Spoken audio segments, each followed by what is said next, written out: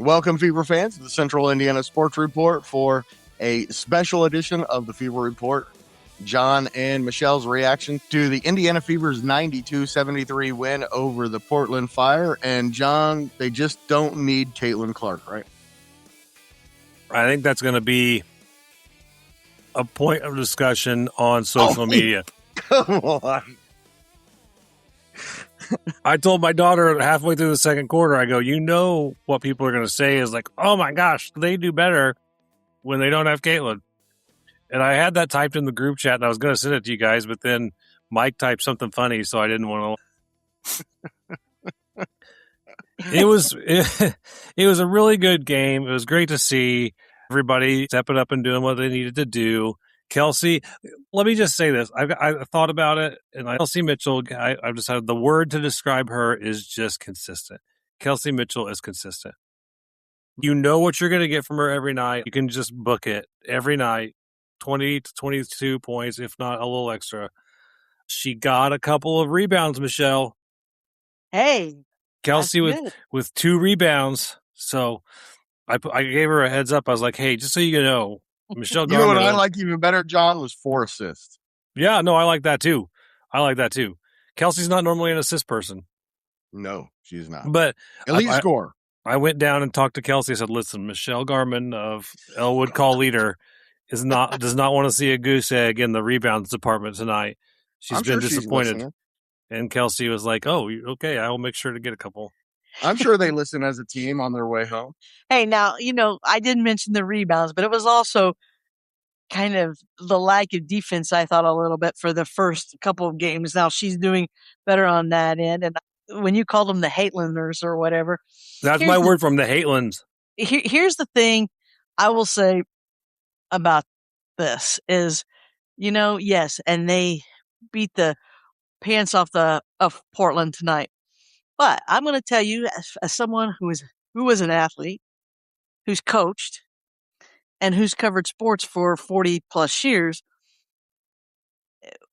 when you take away the star player, I mean, teams like Portland, they had to be excited. They're going to come in, they're going to play against.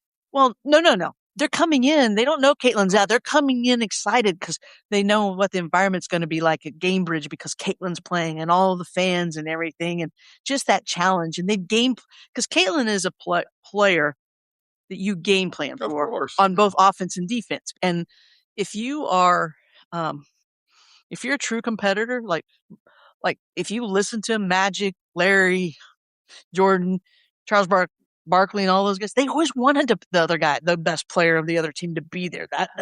They wanted to play those people. And if you're so you just said all that to say that you don't think Kelsey Mitchell's a star. That's what I got from no. What I'm just saying, they can say that, but it is different. And the buzz around Caitlin, if nothing else, right? If you want to say Kelsey Mitchell's still the better player, the buzz around Caitlin is. I'm not even going to say she's the better player. I think that's. Kelsey is great. My thing is this, is when you take her away, there's a deflation, a letdown, especially when you're on the road a little bit. So yes, so the Fever may. Also Portland's horrible. Yeah, but I mean, they've beaten some teams. I mean, we could have just summarized it. But they've all, the Fever dominated them. And, yes. So my thing there is, they probably had a letdown when there was no Caitlin a little bit. So I don't want people to take in saying the Fever are better without Caitlin Clark. Because they are. Anybody who says that is an idiot. Anybody who says that is an idiot. That's all we have to say. Anybody but let's talk about Aaliyah. Yeah, that's the point I was going to go to. My main point was 2 points per field goal attempt is getting the job done. She's doing so well, and she controlled the ball so well. She played point a couple times tonight, and only one ended up bad when she got trapped in the corner and then couldn't get out of it. That was not great, but every other time she was controlling the ball, excellent. She had a couple of threes. And it's not a shot that I'm going to encourage her if I'm the coach to take regularly. That's what I said, John. But she looked okay with it, and she kind of alluded to that on her, I forget what the name of their podcast is, but on the Aaliyah podcast, she talked about how she had been taking some threes and they were looking good, and Caitlin agreed with her. And then she I don't remember if she had 2 or 3 tonight, but I wasn't disappointed with them. Hey, next time you're down there, will you let her know that we don't want another Miles Turner, please? She looks far better than Miles Turner. Yeah, I know. She's all right I'm there. just saying. Just don't start jacking threes now that you're No, back. I don't think that's going to be. I'm just joking, people. No, I know. I get it. I get it too. That's what Stephanie wanted. And she needs to be able to jack him up a little bit, because if you can pull people outside, if they have to come out and guard her, and I get why you want her to, then that makes Caitlin even more effective off the dribble. You pull the rim protectors out away from the basketball, out away from the basket if Aaliyah can knock down those shots. And I don't think she's ever attempted more than 4 a game, and that's what she attempted tonight was 4. So my thoughts on Aaliyah, because we really got to see her play a solid game tonight. I would say this is probably her first solid performance of the season. The thing I noticed about Aaliyah tonight, when there was one scary moment at the very beginning of the game, she'd made a post move and then dropped to her knee and stayed there for, I would say, 10 to 20 seconds maybe. I was like, ooh, this does not look good. But then she was fine. Her movement looked spectacular. She looked really powerful, got a couple of fouls early, but I really liked what Aaliyah brought tonight. I think her movement was excellent. And I actually liked seeing her run point a tiny bit. Again, I don't want to see it all the time, but I like having that in your bag and showing it once in a while so they have to fear it. It's pretty good. I like it. She looks comfortable with the ball in her hands outside of the paint. And again, I don't want to see her shooting a lot of 3-pointers. I don't want to see her running a lot of point, but it's awfully nice that she can. For sure. It's great to see Leah go off and have the game like she did tonight. And she seemed to be moving up and down the court really well. And so it was great. 8 of 11. You can't ask much more from your big. 4 points in 21 minutes. That's pretty nice.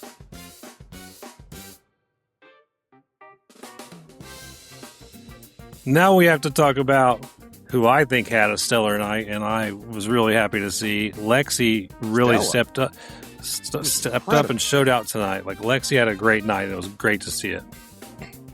Perfect night shooting. Yeah, excellent night. And I told the people around us, listen, the people in our section, the front 2 rows of my section, we've designated ourselves the Lexi Hustle Squad. We all cheer for Lexi more than anything. And I told them during warm-up, she's shooting incredibly well tonight, because I always watch during warm-ups who I think shooting well. And I was like, Lexi is shooting so well tonight. It's going to be a good night. And it really was. Shooting, she has 16 points. 4 for 4 from the field, 4 for 4 from the line, 8 rebounds. She was plus 25 tonight, John. Yeah, she's tied with Kelsey for plus minus. She's excellent. And again, she took a charge. A couple of key defensive plays that helped. I don't want to say swung the momentum, because the momentum was never really away from the Fever at any point in this game, but she helped keep the momentum going. So I really think this was the best outing we've seen from Lexi all season also, and I hope that it continues. Your thoughts on Raven Johnson tonight? Pretty good. She doesn't look really comfortable yet, which is completely fair, because she hasn't played a lot of minutes and she hasn't really had a lot of time. So still finding her place, still finding where to be and looking, but athletically she's fantastic, and I think she's going to be great. I'm going to go back to Lexi for just a minute. I think she's finally working her way back from the issues she had there in the preseason, and looks really good. She looks to be getting stronger, and if she's not 100%, she's got to be close to it. And, which is great to see. Same way with Boston. Raven Johnson, she's going to make mistakes. She's a rookie, but the more she plays, the more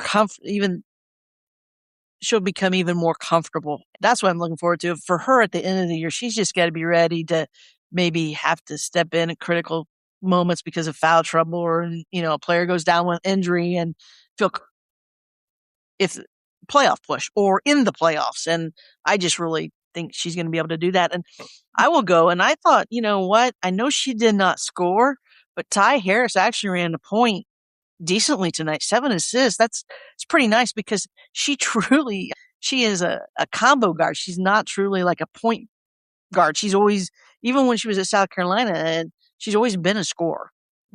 Had some nice defense tonight. I like her. I like Hines-Allen. I like what the kind of the role that both of them have played so far. And I'm still seeing growth from Timpson. Timpson's still got a ways to go, but she's getting there. I really think by the end of the season, this squad's going to be one you don't want to run into. I think they're going to build and grow, like as long as we don't have any massive injuries. 42-2. One thing I do want to point out though, Damaris Dantas, DNP-CD, not good. Well, she didn't play very many minutes the last game either. She if you're not playing played 4 minutes, 4 in a or 5. blowout win, guys. What's the issue? I mean, it says coach's decision. Is there an injury or is she just behind everybody? She's played okay the last couple of games, so I truly think that, and I don't have any evidence of it other than just this is my thought process, but I think that because there's 4 games in a week that Stephanie's trying to not necessarily manage injuries, but just manage people's fatigue. So maybe that comes into play with Dantas. Lexi had a great night, but if you had to say player of the game, who are you giving it to? It's got to be Lexi. You think Lexi's player of the game? It was great, but it's got to be Lexi. Well, Lexi was 4 for 4 from 3-point range. Gives you. I'll tell you what. I'm gonna do this. I'm gonna give give it to Lexi and Leah. No, I don't do this. No, because here's what I think. I think they were both instrumental. Lexi hitting those threes opens the middle for Boston. Boston being effective inside. Helps leave Lexi open on the outside, and both of them capitalize. No, I'm not a chicken shit. Both can be equally deserving, and I think both are equally deserving. Listen, I'm gonna give it to Aaliyah, and I'm the biggest Lexi fan in the world. I think Aaliyah had a better game overall, But was she perfect from the field, John? She wasn't perfect from the field, and actually, yeah, but 8 of 11 is pretty good. Yeah, she took almost 3 times as many shots as Lexi, so. Like, y'all know I love Lexi and would love to give her all the flowers in the world as far as when she's good. And this is a great stat line and what we need from her. But, I mean, if I had to pick player of the game, I'm probably giving it to Aaliyah. Then I would say second, if I had to rank them, I would have a hard time giving Lexi over Kelsey, too. But I think it would be close. You could make a case for either one. Yeah, do you think, though? I think Kelsey's kind of the point where it's like you expect it. You expect Kelsey game. You expect her. She's going to get 20 plus points a game, and she's going to hit big shots. And that's truly the beauty of Kelsey Mitchell. She is just pure consistently. Just count on it. And so, like, it almost works against her as far as, like, the fandom because she's so good and so consistent that if she's off, you're mad. And if she gets it, it's whatever. But yeah, I didn't mean to be hating on her. I just felt like I thought Kelsey had improved. Defense had improved last year, so I was a little let down earlier in the year because of how well she played on both ends of the floor at the end of last season. But she's always been one of the best offensive players in this league since the Fever drafted her. I think we both agreed with Michelle, John, just less vociferously. Yeah, that's fair. No. I think I get a little defensive, not even with Michelle. I get a little defensive when I'm reading about people's comments on socials about the games and stop doing it. No, I want to see I truly want to see some of the banter and some of the takes and whatnot, but like when people are just giving Kelsey so much hate and I'm like, y'all, she brings it every night. Like I get defensive for Kelsey. I really get defensive for. I was ready to fight somebody tonight when they messed with Lexi. There was a pretty bad foul on Lexi tonight. I was ready to go fight somebody. Friday night against the Valkyries. Valkyries will look pretty good. Yeah, I'm really excited for that one. I will be watching it at home on TV with you guys. My wife and daughter are going to go to the game. So they're going to have girls' night out, which I think is great. Everybody at Stage 22 on Friday night. Just happy with the win. I'm going to enjoy it. I'm going to go relax for a little while and then look forward to Friday night. John, Michelle, thanks so much. We'll talk to everybody again Friday. All right. Thank you.